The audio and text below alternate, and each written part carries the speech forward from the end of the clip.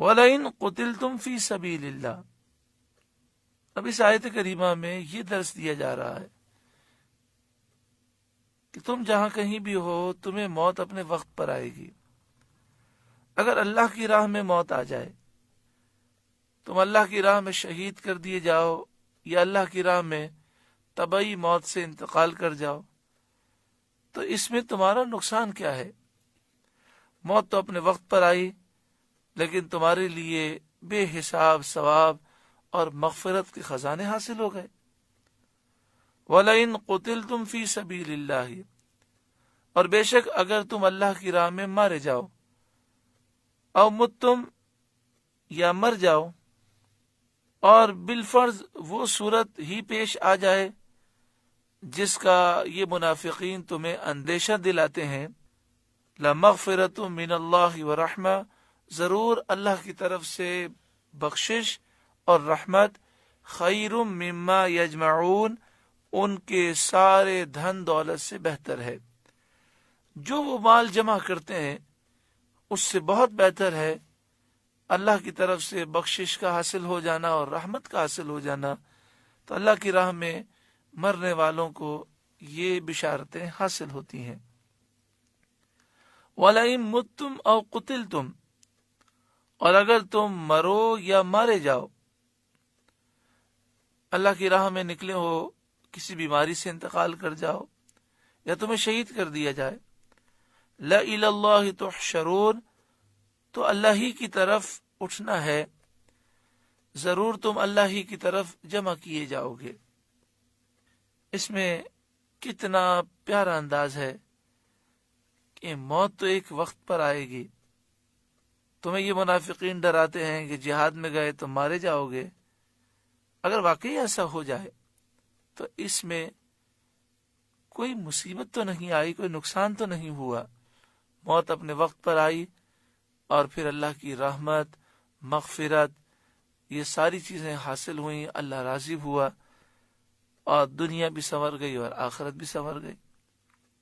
صدر الافاضل مولانا نعیم الدین مراد آبادی تفسیر خزانہ العرفان میں لکھتے ہیں، یہاں مقامات عبدیت کے تینوں مقاموں کا بیان فرمایا گیا۔ پہلا مقام تو یہ ہے کہ بندہ بخوف دوزخ اللہ کی عبادت کرے۔ اس وجہ سے اللہ کی عبادت کرتا ہے کہ اسے جہنم سے ڈر محسوس ہوتا ہے۔ یہاں یہ بیان کیا گیا کہ جو اللہ کی راہ میں مارا جائے اس کو عذاب نار سے امن دی جاتی ہے۔ اس کی طرف لمغفرۃ من اللہ میں اشارہ ہے کہ ضرور اللہ کی طرف سے بخشش، جسے اللہ بخش دے گا اسے جہنم سے امان نصیب ہوگا۔ دوسری قسم وہ بندے ہیں جو جنت کے شوق میں اللہ کی عبادت کرتے ہیں۔ اس کی طرف وہ رحمتن میں اشارہ ہے، کیونکہ رحمت بھی جنت کا ایک نام ہے۔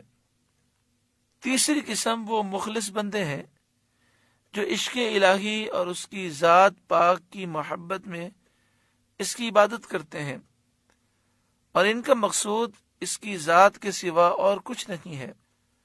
انہیں حق سبحانہ و تعالی اپنے دائرہ کرامت میں اپنی تجلی سے نوازے گا۔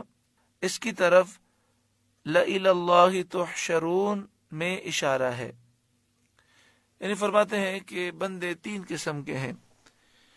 ایک پر خوف کا غلبہ ہوتا ہے اور وہ جہنم کے عذاب سے بچنا چاہتا ہے، اس لیے عبادت کرتا ہے۔ تو یہاں پر اس بات کا ذکر ہے کہ جو اللہ کی راہ میں شہید ہو جائے، جسے اللہ کی راہ میں موت آ جائے، اللہ تعالیٰ اسے بخش دے گا۔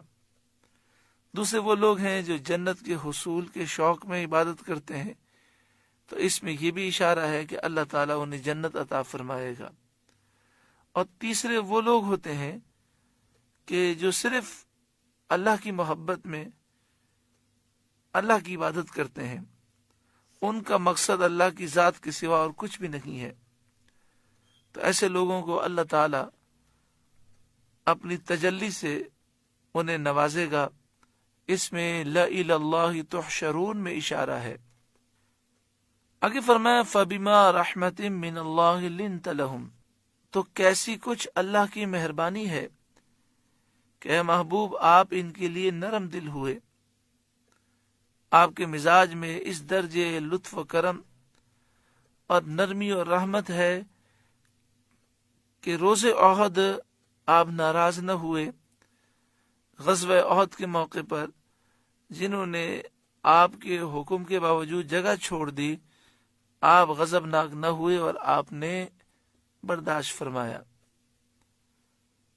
وَلَوْ كُنْتَ فَظًّا غَلِيظَ الْقَلْبِ لَانفَضُّوا مِنْ حَوْلِكَ، اور اگر تند مزاج سخت دل ہوتے اور شدت سے کام لیتے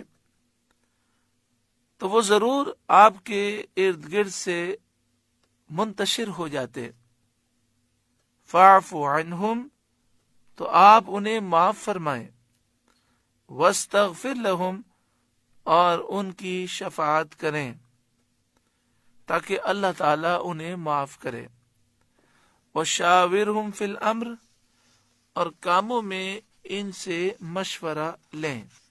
اس میں ان کا دل خوش ہوگا اور ان کی عزت افزائی ہوگی، اور اس کا یہ بھی فائدہ ہوگا کہ مشورہ لینا، مشورہ دینا سنت ہو جائے گا. آئندہ امت اس سے نفع اٹھاتی رہے گی. مشورے کی معنی یہ ہے کہ کسی معاملے میں کسی کی رائے معلوم کرنا. فَإِذَا عَزَمْتَ فَتَوَكَّلْ عَلَى اللَّهِ، اور جو کسی بات کا ارادہ پکا کر لو تو اللہ پر بھروسہ کرو.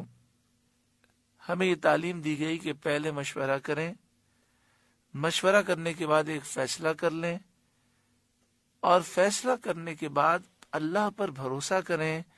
بھروسہ ہمارے اسباب پر نہ ہو بلکہ مسبب الاسباب پر ہو. توکل کے معنی ہے اللہ تبارک و تعالی پر اعتماد کرنا اور تمام کاموں کو اللہ کے سپرد کر دینا. مقصود یہ ہے کہ بندے کا اعتماد تمام کاموں میں اللہ پر ہونا چاہیے. مشورہ توکل کے خلاف نہیں ہے.